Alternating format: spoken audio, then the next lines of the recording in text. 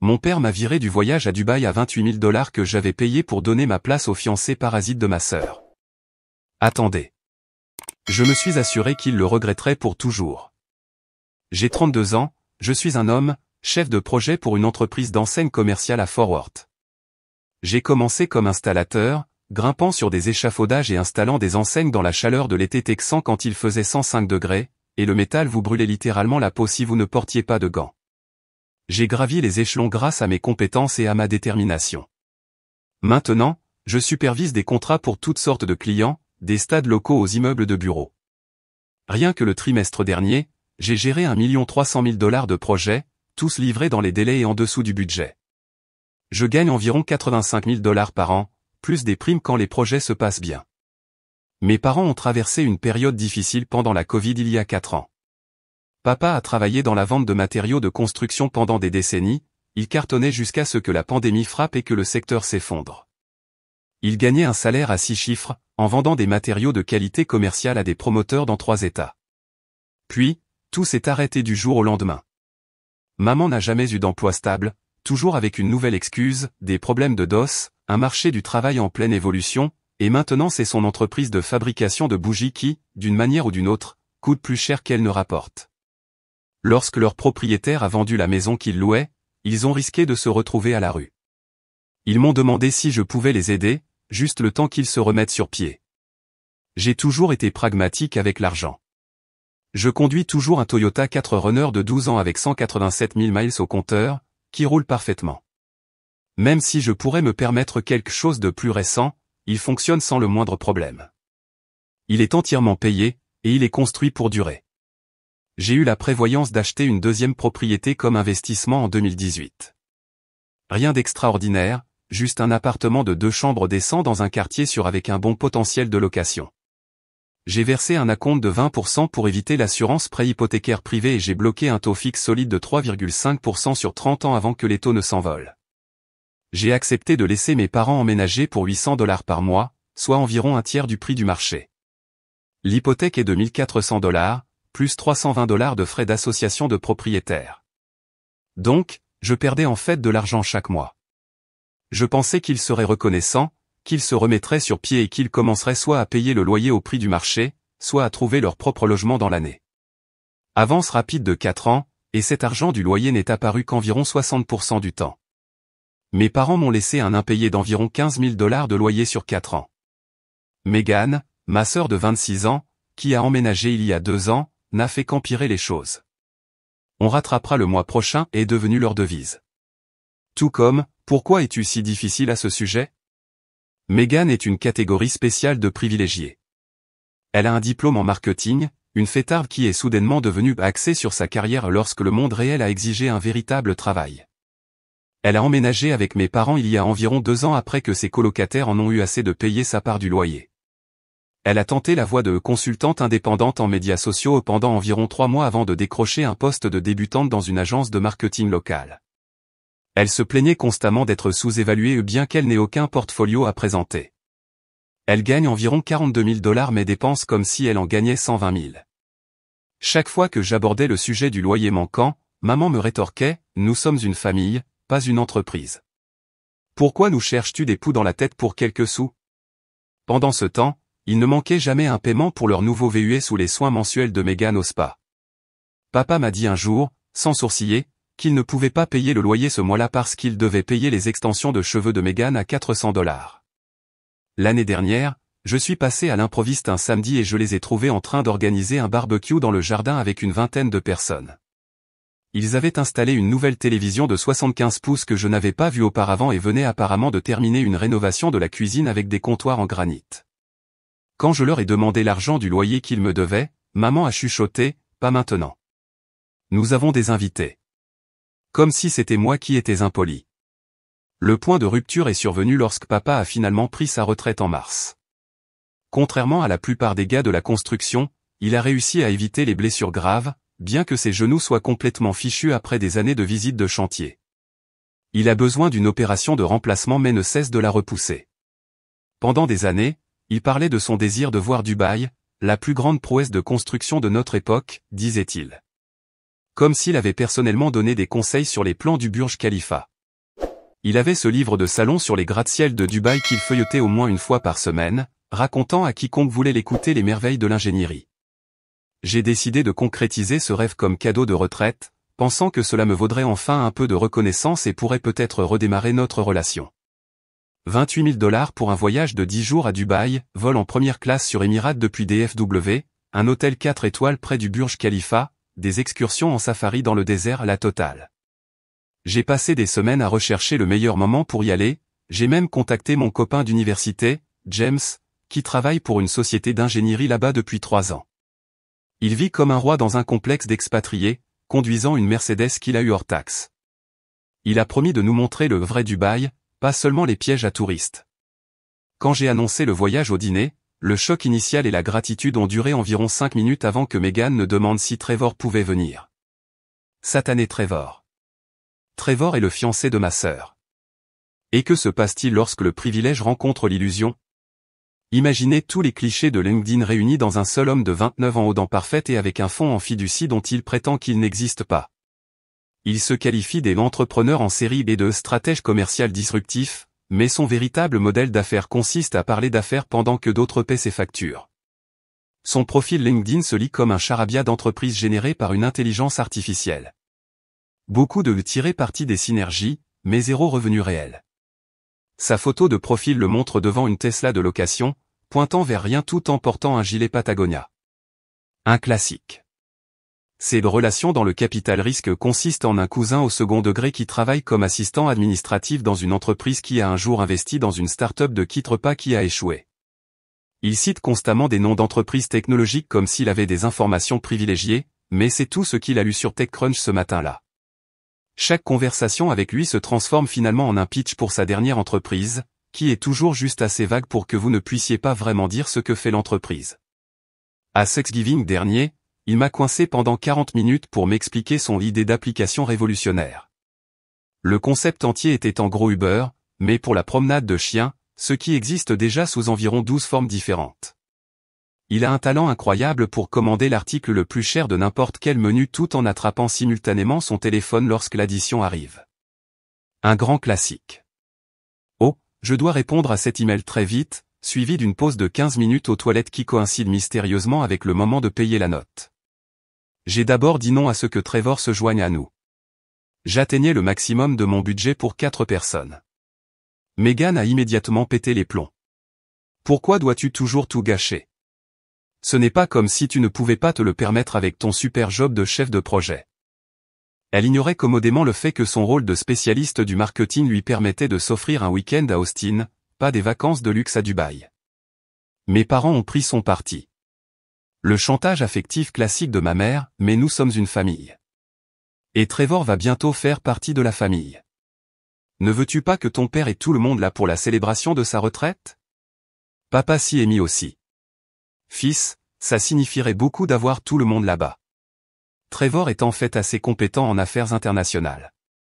J'ai regardé Trevor droit dans les yeux et j'ai dit, si tu veux venir, tu peux payer ta part. Ça devrait être de l'argent de poche pour quelqu'un avec ton sens des affaires. La façon dont son visage s'est contracté m'a dit tout ce que j'avais besoin de savoir sur son compte en banque. Il a marmonné quelque chose à propos de liquider certains actifs et de transférer des fonds de comptes offshore, ce qui, j'en suis presque sûr, était un code pour demander de l'argent à son papa. Le sujet a semblé être abandonné après quelques jours. Je pensais qu'ils avaient enfin accepté mes limites. J'aurais dû m'en douter. Ce sont des gens qui croient que les limites ne sont que des suggestions, comme les limitations de vitesse ou les lois fiscales. Je me souviens que Trevor se vantait qu'un de ses copains d'université travaillait maintenant pour l'administration de la sécurité des transports à DFW. Il a dit, si jamais j'ai besoin d'une faveur, il s'en occuperait. Trevor a souri d'un air suffisant. Je pensais qu'il racontait des bobards. Maintenant, tout prenait son sens, mais j'anticipe. 2 semaines avant le voyage, Trevor m'a coincé dans la cuisine de mes parents alors que je prenais un café. Alors, j'ai réfléchi à comment maximiser notre opportunité à Dubaï, dit-il, sans lever les yeux de son téléphone. Oh, ai-je répondu, sans en avoir rien à faire pendant que je me versais une tasse de café que j'avais apportée. Nous devons organiser des réunions avec des promoteurs immobiliers pendant que nous sommes là-bas. Le marché des Émirats Arabes Unis est prêt pour la disruption, et j'ai des concepts qu'ils voudront entendre. J'ai ri, pensant qu'il plaisantait. Il ne l'était pas sérieusement, tous les grands acteurs sont là. Emaar Property, Nakheel, Damac. Cela pourrait être la chance parfaite de sécuriser un financement de démarrage pour ma prochaine entreprise. Pas dans le budget, Trevor, ai-je dit. Je couvre déjà l'intégralité des 28 000 $ pour le voyage familial. J'avais en fait vérifié ces entreprises en planifiant le voyage.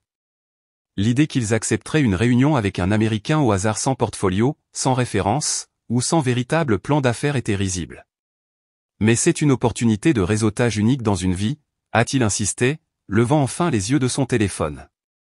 J'ai développé un concept pour un espace de co-living révolutionnaire qui combine WeWork avec du résidentiel haut de gamme. Donc, un immeuble d'appartements avec des bureaux, ai-je demandé. Ses yeux se sont rétrécis. C'est plus nuancé que ça. Il s'agit de créer des environnements de vie synergiques qui favorisent la pollinisation croisée des idées tout en maximisant l'utilité des mètres carrés. C'est ça. Toujours pas dans le budget. Ce soir-là, Megan m'a confronté à ce sujet, me traitant de salaud pour ne pas avoir aidé avec elle une importante opportunité d'affaires de Trevor.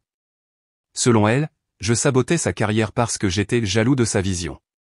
J'ai tenu bon. Le voyage était pour la retraite de papa, pas pour les affaires imaginaires de Trevor. Avance rapide jusqu'au jour du départ. J'étais en train de terminer des papiers pour un projet quand mon téléphone a vibré.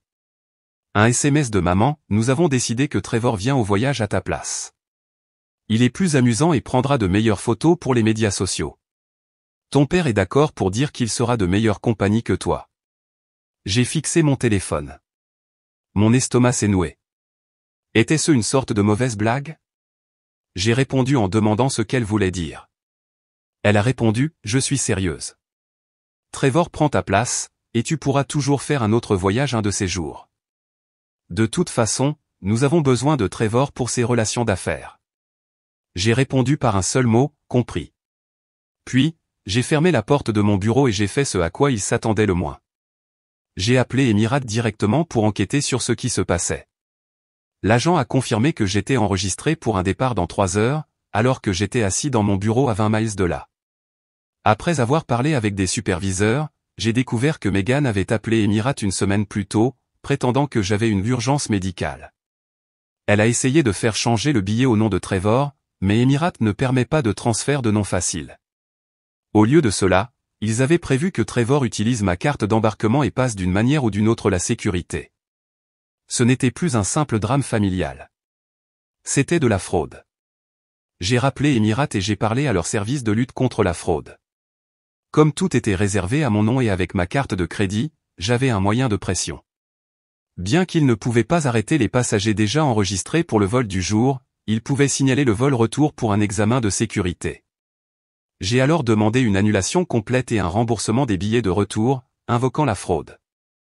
Ensuite, je me suis connecté à Booking.com et j'ai annulé les réservations d'hôtels. Puis, j'ai méthodiquement appelé chaque agence de voyage et annulé toutes les excursions. J'ai appelé James à Dubaï pour lui expliquer la situation. Ils étaient sur le point de monter dans un avion pour un pays qu'ils n'avaient jamais visité, pensant que tout était payé, mais j'avais tout annulé. Ils m'ont viré de mon propre voyage pour amener Trevor à la place. C'est vache, mec, il a fait une pause. Et aussi, complètement mérité. Qu'est-ce qu'ils vont faire quand ils atterriront? Se débrouiller, je suppose. Dubaï n'est pas exactement bon marché pour des touristes non préparés. Un repas décent dans un restaurant de gamme moyenne coûterait de 50 à 75 $ par personne. Un taxi de l'aéroport au centre-ville coûterait environ 50 $. Leur fonds d'urgence s'évaporerait en 48 heures. Ensuite, j'ai appelé ma banque et j'ai signalé ma carte de crédit comme compromise, j'en ai fait émettre une nouvelle avec un numéro différent, et j'ai gelé mes autres comptes temporairement, juste au cas où quelqu'un aurait mes informations de compte. Je ne prenais aucun risque. Ces gens avaient prouvé qu'ils se sentaient en droit de disposer de mon argent. Mon meilleur ami Matt avait toujours vu clair dans leur jeu et m'avait prévenu, mais je n'y avais pas beaucoup réfléchi. Alors, je lui ai envoyé un texto, tu te souviens de cette conversation sur les conséquences? C'est en train d'arriver maintenant. Il est venu ce soir-là avec des boissons et son copain Ryan, qui est serrurier. À 22 heures, toutes les serrures de ma propriété locative avaient été changées, de nouvelles caméras de sécurité installées, et une serrure à clavier montée sur la porte d'entrée. J'ai contacté une société de gestion immobilière avec laquelle j'avais travaillé par le biais de mon travail, je leur ai fait rédiger un contrat de location formel au plein tarif du marché, 2850 $ par mois, charges non comprises, premier et dernier mois de loyer dû immédiatement à la signature. Enfin, j'ai appelé mon avocat spécialisé en droit immobilier. Je l'avais déjà utilisé pour des questions de propriété, et il a rapidement rédigé un avis d'expulsion officiel, leur donnant 30 jours pour soit signer le nouveau bail, soit quitter les lieux. Ce n'était pas tout. Pendant que mon avocat en droit immobilier préparait les documents d'expulsion, je lui ai expliqué comment Trevor avait utilisé mes informations personnelles pour monter à bord du vol. Il avait essentiellement commis une usurpation d'identité. Mon avocat, qui s'occupait également d'affaires pénales, a immédiatement vu l'opportunité. Nous devons documenter cela entièrement, a-t-il dit. Ce n'est plus seulement un différend familial. C'est potentiellement une fraude criminelle. J'ai déposé une plainte à la police le lendemain matin, apportant des copies de mes SMS, des captures d'écran de la confirmation de réservation originale, et les dossiers de vol montrant que quelqu'un avait utilisé mon billet. L'officier qui a pris le rapport avait l'air impressionné par ma documentation. La plupart des cas d'usurpation d'identité n'ont pas ce niveau de preuve, a-t-il dit. Habituellement, c'est juste une charge mystérieuse sur la carte de crédit de quelqu'un, pas un cas entièrement documenté avec des aveux et des SMS. J'ai également rappelé Emirat et demandé à parler à leur service de lutte contre la fraude. La représentante a été professionnellement horrifiée quand je lui ai expliqué ce qui s'était passé. Monsieur, c'est une grave faille de sécurité, a-t-elle dit. Quelqu'un utilisant la carte d'embarquement et l'identification d'une autre personne est quelque chose que nous suivons de très près. Elle a signalé l'incident pour un examen interne et m'a assuré qu'ils enquêteraient. Et vous vous souvenez du copain de Trevor à l'administration de la sécurité des transports? Il semble que le gars l'ait aidé à contourner le contrôle d'identité. Emirat n'a pas remarqué la non-concordance avant le vol de retour, ce qui a déclenché un examen de sécurité. Mon avocat a envoyé une mise en demeure formelle concernant l'usurpation d'identité et m'a aidé à porter plainte pour fraude à l'identité et utilisation abusive d'informations personnelles. Leur vol Emirat a atterri à Dubaï vers 19 h, heure locale. J'imagine l'excitation alors qu'ils débarquaient, tout sourire et stories Instagram, prêts pour leurs vacances de luxe. Sauf qu'il n'y avait pas de navette d'hôtel qui les attendait. Pas de réservation, pas de vol de retour. Matt est venu chez moi ce soir-là avec de la pizza et des boissons. Nous avons également passé du temps à créer une feuille de calcul détaillée retraçant chaque centime qu'il m'avait emprunté ou pris au fil des ans, avec les dates, les montants et toutes les promesses de remboursement faites. Le premier appel paniqué a frappé mon téléphone vers 21 h, mon heure. Je n'ai pas répondu. Puis un autre, et un autre. Mon téléphone a commencé à exploser de SMS, que Matt et moi lisions à haute voix entre deux bouchées de pizza. Megan, qu'est-ce que tu as fichu, bon sang? Trevor, c'est complètement non professionnel et potentiellement illégal. Mon avocat vous contactera. Maman, s'il te plaît, rappelle-nous. Nous ne savons pas quoi faire. J'ai répondu par un seul SMS, profitez bien de Dubaï avec Trevor. J'ai entendu dire qu'il est plus amusant que moi. Puis j'ai éteint mon téléphone et j'ai profité de la première nuit paisible que j'avais eue depuis des mois. Matt ne pouvait s'arrêter de rire. Mec, l'avocat de Trevor? Quel avocat représente des gens qui ne peuvent pas payer leur propre billet d'avion?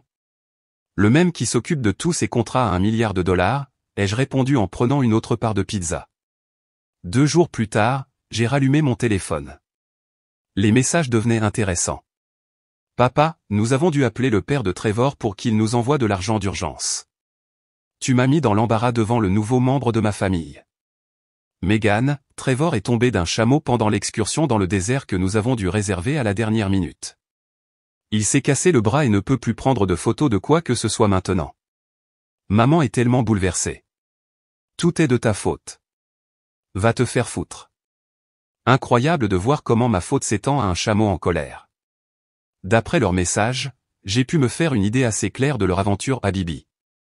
Ils étaient bloqués à l'aéroport sans réservation d'hôtel, sans moyen de transport, et avec des fonds qui diminuaient rapidement. Ils ont dû appeler les parents de Trevor pour qu'ils leur virent de l'argent en urgence. Ça a dû être une conversation amusante. Salut, papa, on a besoin que tu nous vires $5 000 immédiatement ou on va dormir à l'aéroport. Ils ont passé 3 nuits dans un hôtel bon marché près de l'aéroport qui avait apparemment des cafards de la taille de souris. D'après mes recherches, ils ont probablement payé environ 4 cents dollars par nuit pour ce privilège. La version du Dubaï d'un hôtel bon marché est toujours tarifée pour les barons du pétrole par rapport aux normes américaines. Le coup de grâce a été Trevor qui a dû vendre sa Rolex vintage, certainement une contrefaçon, pour couvrir certaines dépenses. D'après ce que j'ai pu comprendre de leur SMS, il a obtenu environ 500 dollars pour une montre qu'il prétendait valoir 12 000 dollars. Tragique. Donc, ils sont revenus au Texas 5 jours après leur départ, ayant passé la majeure partie du voyage à paniquer, faucher, et apparemment poursuivis par des chiens errants près de leur hôtel bon marché, selon les SMS rageurs de Meghan. Ils ont passé la plupart de leur temps à se disputer dans la chambre d'hôtel, Trevor lui reprochant les vacances de l'enfer et mes parents remettant en question le sens des affaires de leur futur gendre. Ma préférée, cependant, ils ont apparemment essayé de visiter le Burj Khalifa mais n'ont pas pu se payer les billets pour la terrasse d'observation. Ainsi, la pièce maîtresse du voyage de rêve de papa était quelque chose qu'ils n'ont vu que du sol. Bien fait pour eux. Quand ils sont arrivés devant chez moi en Uber, j'étais debout dans l'allée avec Matt. Nous buvions nonchalamment des cafés, ayant l'air d'avoir passé le meilleur moment de notre vie pendant qu'ils souffraient à Dubaï. J'avais positionné nos 2 voitures dans l'allée, mon 4Runner et son Tacoma, pour qu'ils ne puissent pas entrer. Mais qu'est-ce que c'était que ça, bon sang, a crié mon père en sortant de la voiture, le visage rouge comme une écrevisse, soit à cause du soleil du désert, soit de rage. J'ai pris une longue gorgée de mon café. Voilà à quoi ressemblent les conséquences. Tu nous as abandonnés dans un pays étranger, a hurlé ma mère. On aurait pu mourir. Et pourtant vous êtes là, ai-je observé.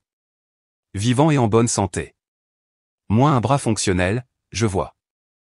J'ai fait un signe de tête vers Trevor, dont le bras était dans une écharpe de fortune. Trevor s'est avancé, grimaçant. Tu te rends compte que ce que tu as fait est attaquable en justice, n'est-ce pas? J'ai des contacts dans 3 grands cabinets d'avocats qui prendraient cette affaire pro bono. Matt a reniflé. Merde, ça doit être pratique. Est-ce que ces cabinets d'avocats fournissent aussi des soins médicaux pour les blessures liées au chameau? Parce que cette écharpe a l'air d'avoir été faite par un bambin avec un torchon. Tu n'as aucune idée de ce que nous avons traversé, a grogné mon père. Trevor s'est cassé le bras quand le chameau l'a projeté. L'hôtel où ils nous ont mis n'avait pas de climatisation qui fonctionnait. Meghan a eu une intoxication alimentaire à cause d'un vendeur de rue. On a dû dormir une nuit à l'aéroport parce que nos cartes de crédit ne fonctionnaient pas, a ajouté ma mère.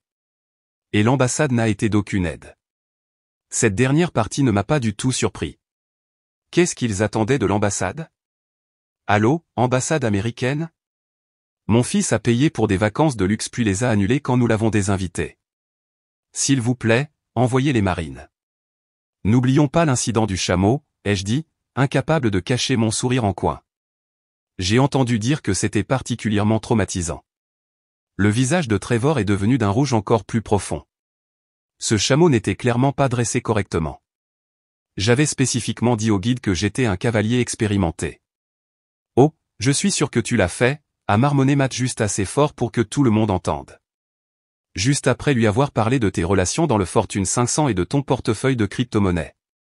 Meghan était maintenant presque en larmes. On a dû appeler le père de Trevor pour avoir de l'argent. Tu sais à quel point c'était humiliant? Presque aussi humiliant que de désinviter quelqu'un d'un voyage qu'il a payé, ai-je suggéré. Tu n'as jamais répondu à nos appels, a presque crié maman. Nous ne savions pas quoi faire. Eh bien, vous vous êtes débrouillés, n'est-ce pas? Et d'après ce que j'entends, Dubaï a l'un des taux de criminalité les plus bas du monde. En plus, vous aviez Trevor, l'expert en affaires internationales. J'ai pensé que vous étiez entre de bonnes mains. C'est à ce moment-là que j'ai sorti de ma poche arrière le contrat de location et l'avis d'expulsion. Puisque nous avons une conversation à cœur ouvert, laissez-moi clarifier certaines choses. Voici les nouvelles conditions pour l'appartement. 2850 $ par mois. Charges non comprises. Premier et dernier mois de loyer dû immédiatement. Vous avez 30 jours pour soit signer ce nouveau bail, soit quitter les lieux. Ils ont regardé les papiers comme si je leur avais tendu une condamnation à mort. C'est illégal, a commencé Trevor. Tu ne peux pas juste. C'est tout à fait légal, les jeux interrompus. Tu n'as jamais été sur aucun bail. Mes parents sont des locataires au mois, payant bien en dessous du prix du marché, et j'ai décidé de changer les conditions. Tout est écrit noir sur blanc. Nous n'avons pas ce genre d'argent en ce moment, a protesté maman. Pas mon problème, ai-je répondu. Je suis sûr que les parents de Trevor peuvent vous aider à nouveau, comme ils l'ont fait à Dubaï. Mon père s'est avancé, sa voix soudainement douce. Fils, c'est extrême. On parle de ta famille ici. Non, il ne s'agit pas de famille.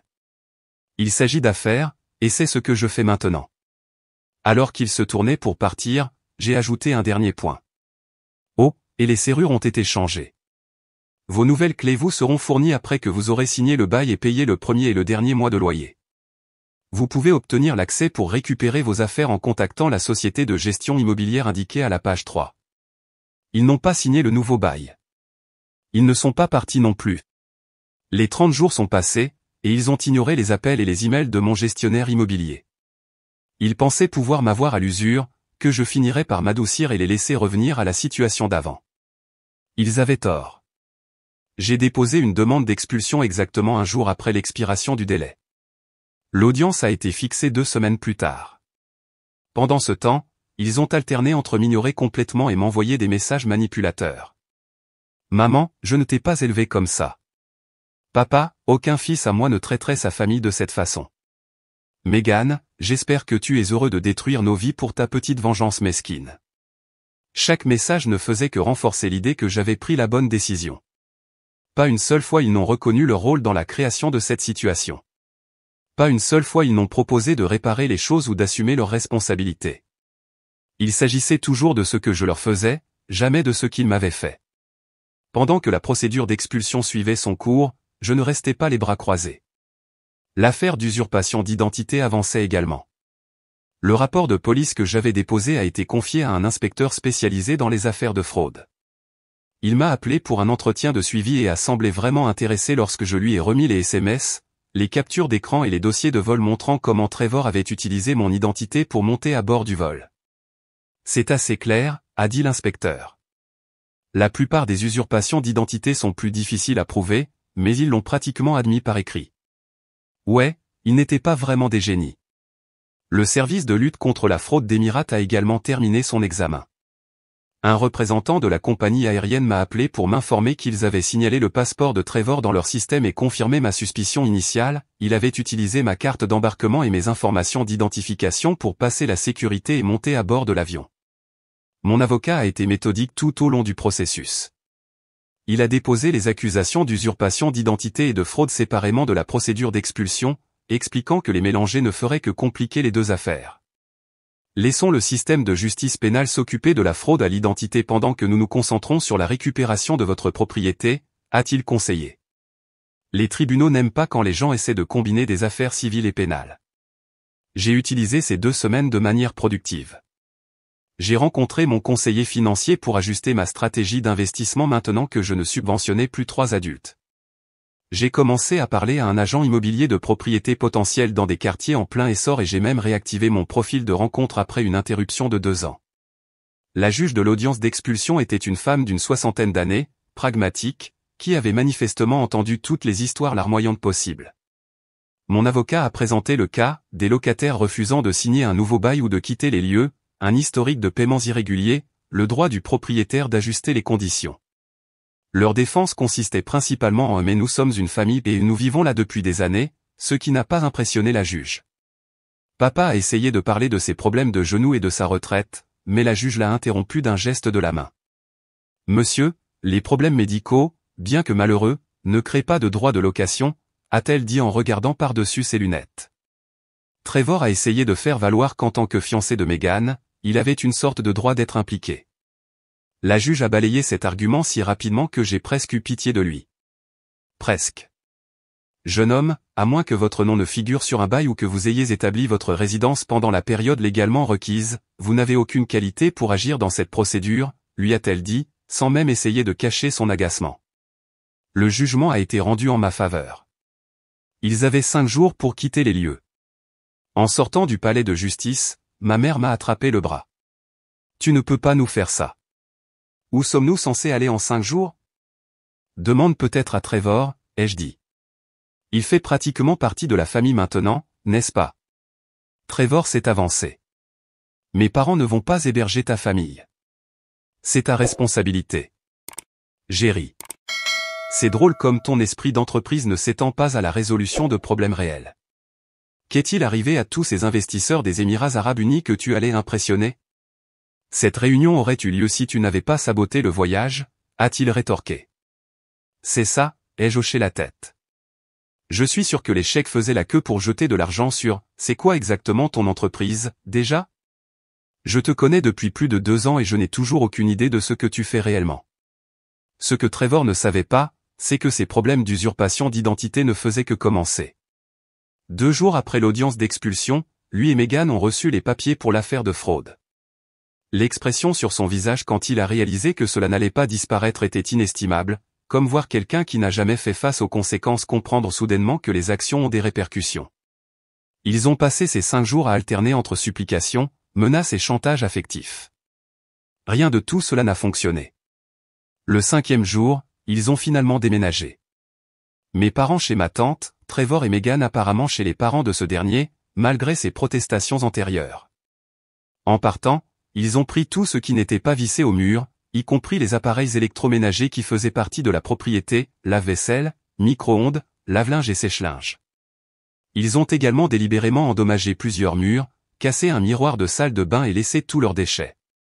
Mon gestionnaire immobilier a tout documenté, et j'ai déposé une plainte pour dommages matériels.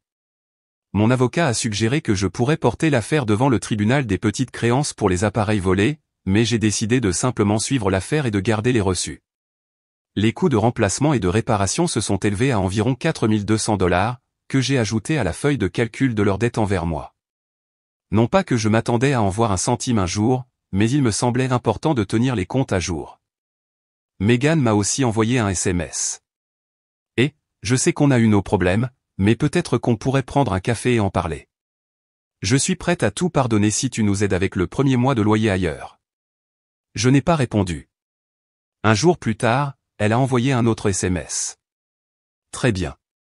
J'espère que tu apprécieras d'être seule pour toujours. Va te faire foutre. 2 jours plus tard, j'ai reçu un SMS de mon père. Ta mère et moi avons décidé que jusqu'à ce que tu t'excuses et que tu répares ça, tu n'es plus notre fils. Nous ne t'avons pas élevé pour être aussi sans cœur. J'ai répondu, compris. Bonne chance pour tout. Ma mère a commencé à appeler tout le monde dans la famille élargie, leur racontant comment je les avais abandonnés et quand ils avaient le plus besoin de moi, omettant commodément les années de soutien financier et le fiasco de Dubaï. Mon père a commencé à envoyer des SMS de plus en plus menaçants. Le dernier incluait des menaces assez explicites sur le fait que je regretterais cette décision pour le reste de ma vie. Je n'ai pas pris la peine de répondre.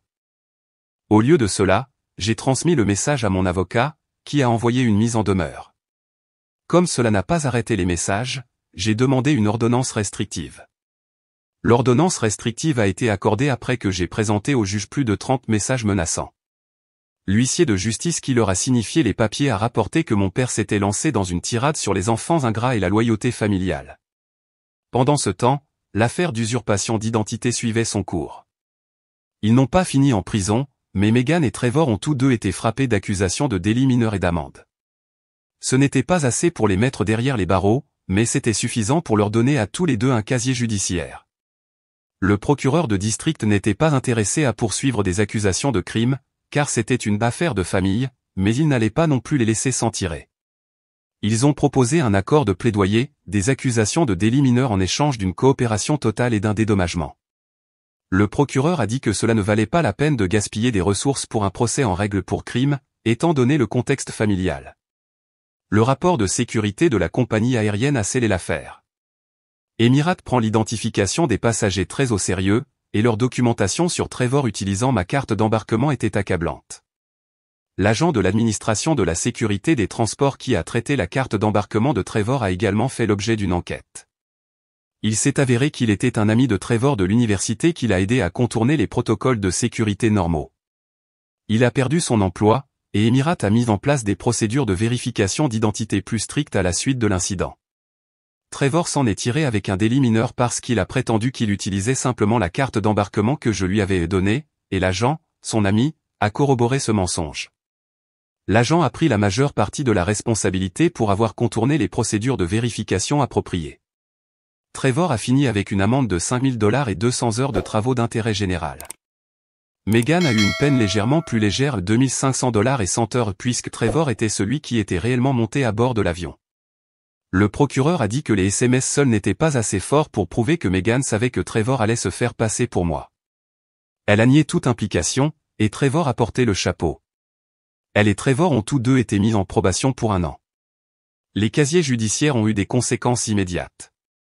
Megan a perdu une offre d'emploi dans une agence de marketing lorsque cela est apparu lors de sa vérification des antécédents. Elle a essayé de minimiser la chose en parlant d'un malentendu, mais les condamnations pour fraude ne sont pas vraiment des problèmes mineurs pour les entreprises qui gèrent des informations financières. La fausse entreprise de conseil de Trevor a subi un coup encore plus dur. La nouvelle de son casier judiciaire s'est répandue, et soudain, ses relations dans le Fortune 500 dont il se vantait toujours sont devenues silencieuses. Il s'avère que les entreprises légitimes ne sont pas désireuses de travailler avec quelqu'un condamné pour fraude. Qui l'eût cru? Cela fait 1 an depuis le désastre de Dubaï. Je n'ai plus de nouvelles de ma famille immédiate depuis que l'ordonnance restrictive a été signifiée. Le silence a été étonnamment paisible. J'ai gardé l'appartement, j'ai trouvé des locataires fiables qui paient réellement le montant total à temps, et j'utilise les revenus supplémentaires pour financer mes loisirs et mes investissements au lieu de subventionner la dépendance d'adultes. J'ai utilisé une partie de cette nouvelle liberté financière pour prendre de vraies vacances pour moi, 2 semaines au Costa Rica, à faire du surf et de la randonnée. Je n'ai pas posté une seule photo sur les médias sociaux, j'ai juste profité de l'instant présent. Ma cousine Laura est passée quelques fois au cours de l'année, me tenant au courant des drames familiaux. Mes parents avaient déménagé de la maison de ma tante à celle d'un autre parent, puis d'un autre, brûlant les ponts à chaque étape. Ils avaient contracté des prêts auprès de divers membres de la famille, promettant de rembourser dès que leur situation se stabiliserait. Aucun de ces prêts n'avait été remboursé. La plupart de la famille élargie avait coupé les ponts avec eux après avoir réalisé qu'ils étaient utilisés comme des distributeurs automatiques de billets temporaires, un rôle que je ne connaissais que trop bien. Trevor a largué Megan environ 2 mois après l'expulsion, passant à la fille d'un propriétaire de restaurant local. Megan n'allait pas bien. Elle avait gaspillé un tas d'argent dans une sorte de projet d'entreprise en ligne qui s'est avéré être une arnaque, sans aucun doute inspiré par l'esprit d'entreprise de Trevor.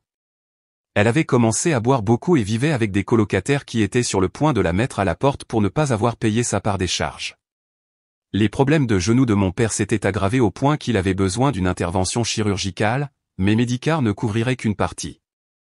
Ma mère travaillait à temps partiel dans un magasin de loisirs créatifs mais continuait à jeter de l'argent dans son entreprise de bougies ratées. Elle avait même créé un GoFundMe pour l'opération de mon père qui avait récolté la somme colossale de $340 en 3 mois. J'y ai jeté un œil un soir après quelques sodas et j'ai fait un don d'exactement $1, juste pour qu'il voie mon nom sur la liste des donateurs. Selon Laura, mon nom était devenu synonyme de trahison dans les conversations familiales. Ils avaient complètement réécrit l'histoire.